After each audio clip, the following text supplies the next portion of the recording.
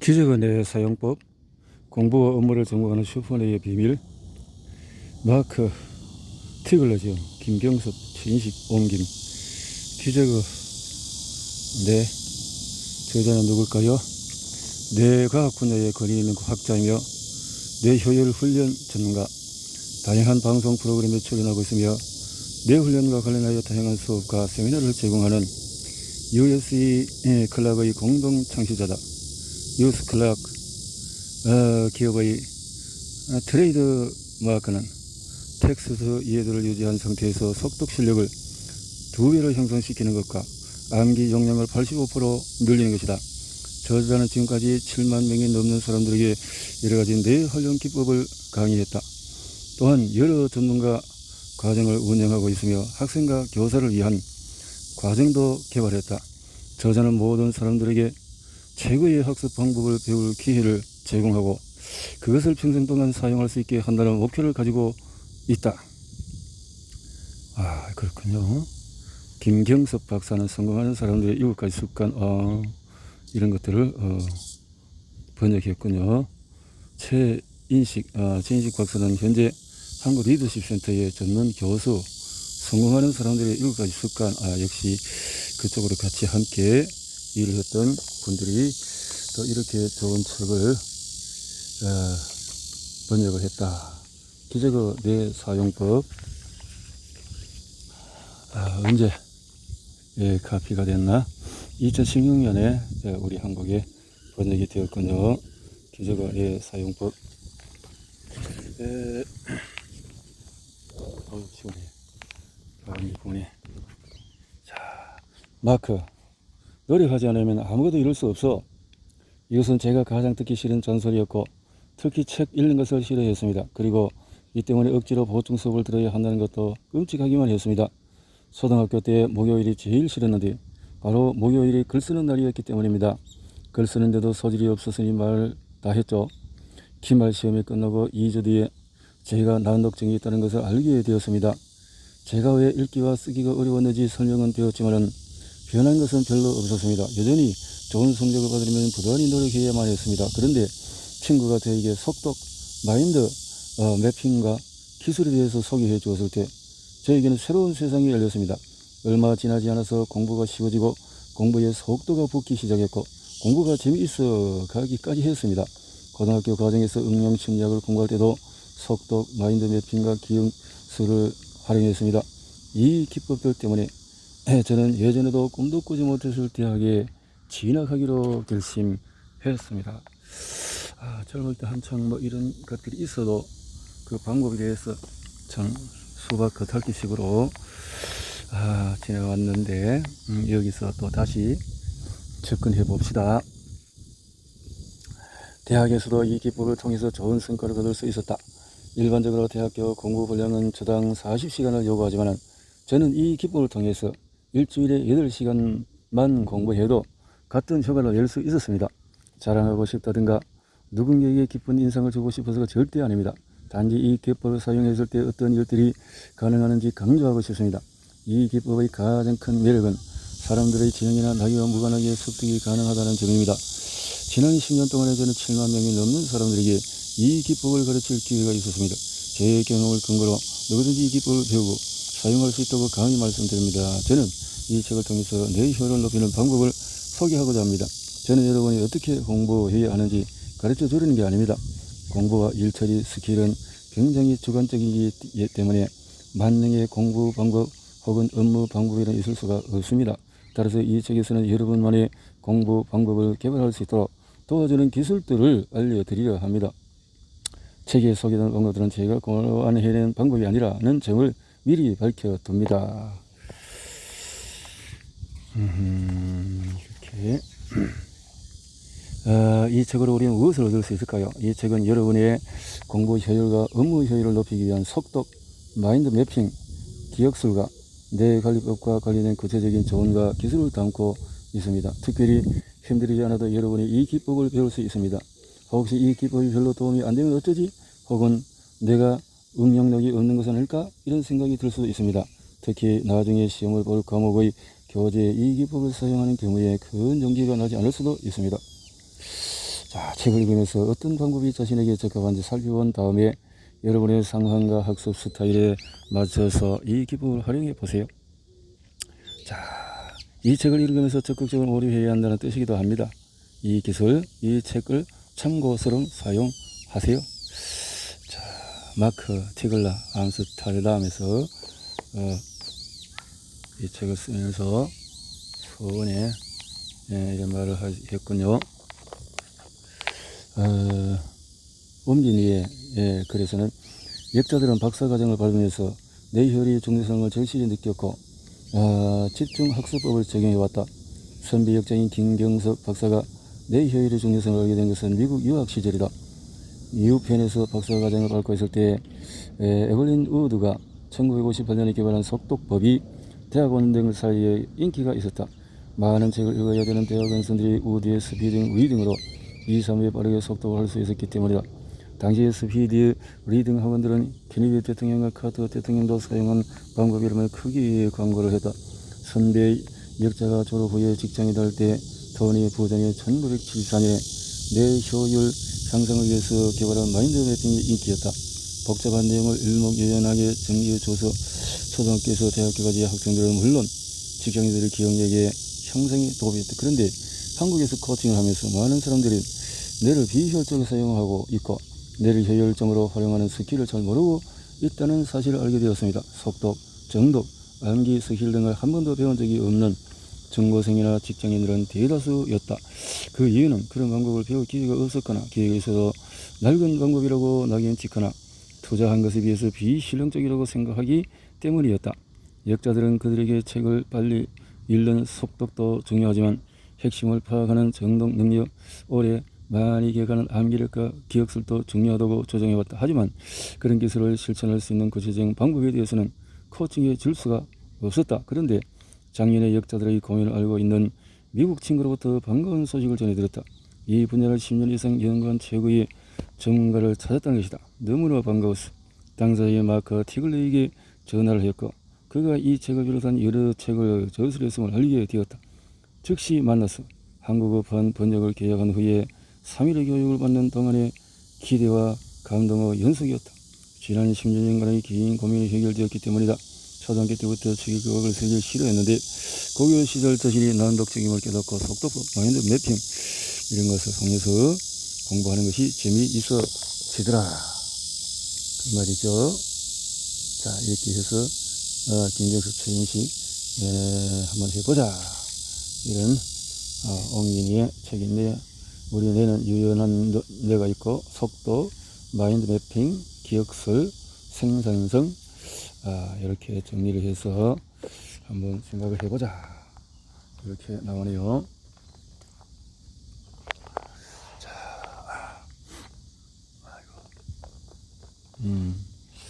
이 책을 4분의 1 시간으로 더 독해하는 방법은 자, 책에 차례를 있습니다. 책을 훑어봅니다.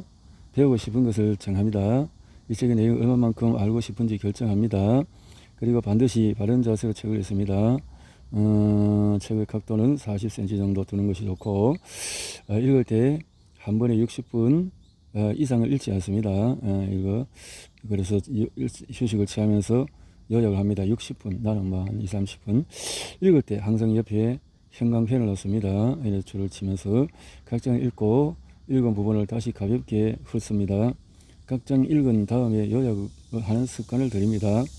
읽은 다음 날 또 사흘 뒤에 일주일 뒤에 요약한 내용을 복수합니다. 활용할 팁과 기법을 간단히 기록합니다. 그 팁과 기법을 사용해 봅니다. 이런 조언이 있군요. 유연한데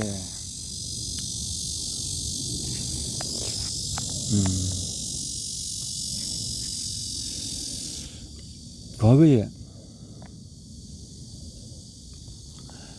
사람의 지능은 선천적인 것이라고 여겼습니다. 사람은 바보나 천재 또는 그 중간으로 태어나고 그대로 살 수밖에 없다고 생각했습니다. 또한 25세가 되는 그 순간부터 내 기능이 저하기 시작하고 노화를 막을 방법도 없다고 생각했습니다. 하지만 그 이후에 행해진 여러 새로운 연구들을 통해서 전혀 다른 통찰이 제시됩니다. 우리의 뇌는 유연하다는 것입니다. 이것이 어떻게 가능한지를 살펴보겠습니다. 우리 뇌는 대부분 뉴런이라고 알려진 뇌세포로 이루어져 있는데 개미의 뇌는 약 200개의 뇌세포로 이루어진 또 사람의 뇌는 약 1조 개의 뇌세포, 뇌세포는 서로에 연계되어 있으며 60조 개의 연결고리로 이루어진 신경망을 가지고 있습니다. 여러분이 뇌를 사용할 때마다 뇌세포 간의 소통이 이루어집니다.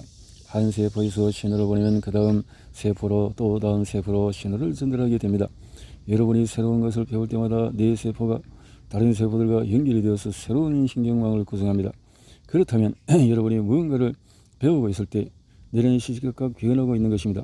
이 변화는 처음에는 일시적인 것이지만 여러분이 그 새로운 지식을 사용하고 응용할 때마다 이 새로운 신경망이 강화됩니다. 여러분이 더 공부하면 공부할수록 더 많은 신경망이 형성됩니다. 이런 관점에서 학습하는 것은 운동과 비슷합니다. 근육이 훈련을 통해서 강화되는 것처럼 뇌의 기능은 새로운 것을 배움으로써 강화됩니다. 여러분이 뇌를 더 많이 사용할수록 뇌의 기능은 더 향상될 것입니다. 만약에 뇌 효율을 높이고 싶으면 뇌 운동을 많이 하는 것이 가장 효과적입니다. 이 방법에는 두 가지 단점이 있습니다. 첫째, 스포츠와 마찬가지로 성과가 나타나기까지 시간이 걸립니다.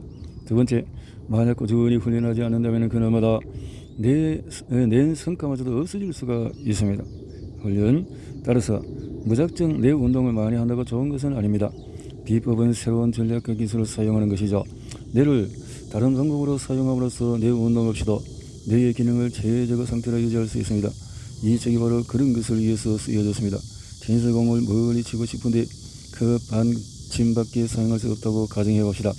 연습하고 나면 여전히 언젠가는 공을 멀리 칠 수 있겠지만 그다지 효율적인 방법은 아닙니다. 하지만 테니스 라켓이나 야구 배트를 사용한다면 처음 사용하더라도 공을 훨씬 더 멀리 칠 수 있게 됩니다. 멀리 치는데 연습이 많이 필요하지도 않을 겁니다. 하지만 테니스 라켓과 야구 배트 없이는 그 받침을 치던 수준으로 돌아가게 되겠죠. 이 책의 소개법이 기법을 원리로 작용합니다. 기법을 활용하면 성과를 빨리 낼 수 있습니다. 연습이 많이 필요한 것은 아니지만 기법을 꾸준히 사용해야 합니다. 사용하지 않는다면 뇌 기능이 예전과 같은 수준으로 돌아가게 됩니다. 사용해야 된다. 사용하지 않으면 안 된다는 거죠. 사용하지 않으면은 안 된다는 거죠. 자, 뇌 기능을 사용해보자. 신가소성, 뇌가 변하고 적응하는 배선을 바꾸는 능력은 신가소성. 우리 뇌가 새로운 것을 배울 때마다 변하는 점 외에도 우리의 뇌가 유연하다는 것을 증명하는 단서가 있습니다. 이것은 뇌 손상과 관련이 있습니다. 이 주제는 뇌 작용에 특별한 시소점을 주기 때문에 과학자들이 오랫동안 관찰했습니다. 예를 들어서 뇌의 일부가 손상되어서 새로운 정보를 기억하는 데 문제가 생겼습니다. 그렇다면 뇌의 손상 부위는 정보를 조작하는 역할을 하던 것이었을 것입니다. 우리는 모든 인지 기능이 뇌의 특정 영역과 연결되어 있다고 추론해 볼 수 있습니다. 그러나 현실적으로 인지작용은 훨씬 더 복잡한 현상이며 모든 인지기능이 뇌의 특정 부위와 연결되어 있다고 볼 수 없습니다. 어떤 연구자들은 팔신경이 손상된 원숭이를 관찰하여 원숭이의 신경가소성을 연구했습니다. 몇 년 뒤에 원숭이를 다시 관찰했을 때 기이한 현상을 발견했습니다. 팔의 제어 역할을 수행하던 뇌의 부위가 얼굴 피부 접촉에 반응하고 있었습니다. 새로운 환경에 적응하기 위해 원숭이 뇌가 재구성된 것입니다. 물론 저는 이런 종류의 연구를 지적하지 않습니다만 이 연구는 뇌가 어떻게 구성되는지 드러내줍니다. 이 연구는 우리 뇌가 상당한 수준의 가소성과 적응력을 지니고 있음을 보여줍니다. 가소성, 적응력, 이런 것이 실제로 12살이 넘으면 뇌는 더 이상 영구적 변화를 일으키지 않습니다. 새로운 언어와 같이 새로운 것을 배우려면 유년기에 습득하는 것이 가장 효과적이라는 것을 알 수 있습니다. 12살 이후에 학습하는 것은 연습을 통해서 유지가 되는 것이기에 연습 없이는 사라져버리는 것입니다. 나이와 뇌의 유연성, 사람은 나이가 들수록 새로운 기술을 습득하기 어려워하므로 연구자들은 25세 이후에 뇌의 기능이 전체적으로 떨어진다고 생각했습니다. 뇌세포가 죽기 시작하면 뇌가 새로운 뇌세포를 생산할 수 없게 된다고 생각한 것입니다. 그러나 이것은 거짓이라고 밝혀졌습니다. 우리의 뇌는 살아있는 동안에 지속적으로 새로운 뇌세포를 생성합니다. 이러한 뇌세포의 재생 과정을 신경발생이라고 부릅니다. 사람이 나이가 들어서도 뇌 효율을 높일 수 있다는 단서입니다. 하지만 뇌의 가소성이 점차 저하된다는 것만큼은 변함없는 진실입니다. 뇌의 노화를 멈출 수 없지만 그래도 늦출 수 있습니다. 한 가지 방법은 퍼즐을 풀고 새로운 정보를 읽고 체조를 하는 등 뇌 운동을 하는 것입니다. 마크 로첸즈 바이크 교수는 자극을 통해서 뇌의 신경망을 뇌세포가 줄어드는 속도보다 더 빨리 형성할 수 있다고 밝혔습니다. 로첸즈 바이크는 연구에서 실험을 생지를 2개의 집단으로 분류했습니다. 첫 번째 집단은 여러 가지 장난감과 냄새를 맡을 수 있는 물건이 많은 자극적인 환경에 노출시켰고, 두 번째 집단은 장난감이 전혀 없는 훨씬 더 작은 우리 속에서 아무런 자극이 없는 환경에 노출시켰습니다. 그 뒤에 두 집단의 뇌를 비교해 보았는데 비록 짧은 기간 동안의 연구였지만 상당한 차이점이 관찰되었습니다. 자극적인 환경에 노출된 쟤들은 그렇지 않은 것에 비해서 우호적이었고 훨씬 더 복잡한 신경망을 가지고 있었으며 성숙한 뇌세포를 가지고 있었습니다. 로젠 바이크는 나이든 생쥐조차 3주간 자극적인 환경에 노출되면 처음부터 자극적인 환경에서 자란 생쥐와 비슷한 뇌활동을 보인다는 것을 발견했습니다. 따라서 지속적으로 도전하고 뇌에 자극을 주는 것은 중요합니다. 뇌의 노화를 늦추는 또 다른 방법은 새로운 전략을 수행하는 것입니다. 대규모로 이루어진 어느 연구에서 연구자들은 평균 연령이 73세인 노인 2,800명을 대상으로 10번의 기억력 훈련을 진행했습니다. 조사기가 편파적으로 해석되는 것을 방지하기 위해서 실험 참가들 중 절반은 제대로 된 기억력 훈련을 받았고 나머지 절반은 다른 정보를 습득했습니다. 5년 뒤에 모든 실험 참가들이 뇌의 노화 정도를 측정하기 위해서 설문조사에 응했습니다. 기억력 훈련을 받은 집단은 받지 않은 비해서 훨씬 노화가 더뎠습니다. 나이가 들면 그 정도의 사고 속도가 느려집니다. 이는 뇌세포 전송부를 둘러싸고 있는 저런 물질과 관련했습니다. 이것을 미엘린 수초라고 하는데 정보 전달이 원활하게 이루어지게 합니다. 나이가 들수록 뇌의 미엘린 수치가 저하됩니다. 그렇기 때문에 정보 전달 속도가 느려지는 것이죠. 뇌의 노화는 근육과 비교해 볼 수 있습니다. 자주 사용하지 않으면 힘이 약해집니다. 이렇게 건망증을 조사하는 저에게 기억력 테스트를 실시해보면 대부분 좋은 점수가 나온다는 건데 30대 중에서 40%가 건망증을 호소하지만 그런 기억력에는 좋다라는 것을 볼 수 있다라는 건데 훈련을 통해서 더 발전될 수 있다. 뇌의 기능 저하라는 것은 착각이다. 이 정보를 가지고 무엇을 할 수 있을까? 이 정보를 가지고 무엇을 할 수 있을까? 뇌는 유연성을 갖고 있습니다. 이 말은 지금까지 시험을 쳐서 얻은 점수는 여러분이 가지고 있는 기술과 지식의 현재 상태만을 말할 뿐 여러분이 미래에 받을 수 있는 점수와는 무관하다는 것입니다. 시험에 통과하지 못했다면 그것은 여러분이 단지 더 많은 노력하고 공부하는 전략을 바꿔야 함을 의미합니다. 이 시대 최고의 농구 선수를 얘기 전에 미국의 농구 선수 마이클 조던을 보더라도 이 점을 잘 알 수 있습니다. 조던 또한 처음 농구 선수가 되었을 때 성공했던 것은 절대 아닙니다. 고등학교 때는 학교 농구팀에 들어가지도 못했으니까요. 하지만 그는 포기하지 않고 매일 아침 6시 일어나서 연습을 하기로 마음먹었습니다. 이듬해 마침 내가 고등학교 농구팀에 갔을 때 그의 평균 득점률은 다른 선수들보다 높았습니다. 학습, 모든 것은 습득된 기술이다. 그림을 그릴 줄 아십니까? 노래 부를 줄 아십니까? 수학을 잘 하십니까? 이름을 잘 기억하십니까? 난 이걸 못해 라고 말하는 사람들이 많습니다. 하지만 우리의 뇌는 유연하고 모든 기술은 공부를 통해서 습득되었다는 점을 기억합시다. 훨씬 더 깊게 공부하더라도 마찬가지입니다. 대인관계가 좋으십니까? 사람을 잘 상대하십니까? 기본적으로 모든 것은 습득된 기술입니다. 기술의 장점은 바로 그 기술을 연마할 수 있다는 것입니다. 올바른 전략과 훈련을 통해서 그 기술을 완벽하게 구사할 수 있게 됩니다. 어떤 사람들은 특정 기술을 사용하는 데 있어서 남들에 비해서 더 많은 재능을 지니고 있어서 더 유리한 것은 사실입니다. 그렇지만 재능보다는 노력이 성공에 더 결정적인 역할을 한다는 것도 사실입니다. 어떤 사람은 무엇이든지 1만 시간을 투자하면 세계적인 수준에 도달할 수 있다고 계산했습니다. 여러분도 어떤 일에 1만 시간을 투자하는 그 분야의 전문가가 될 수 있습니다. 저는 개인적으로 1만 시간은 너무 길다고 생각합니다. 그래서 매일 3시간씩 10년을 했을 때 가능한 결과이지만 올바른 전략과 기술을 활용하면 훨씬 더 빠른 위치에 올라갈 수 있습니다. 해보십시오. 그 말이죠.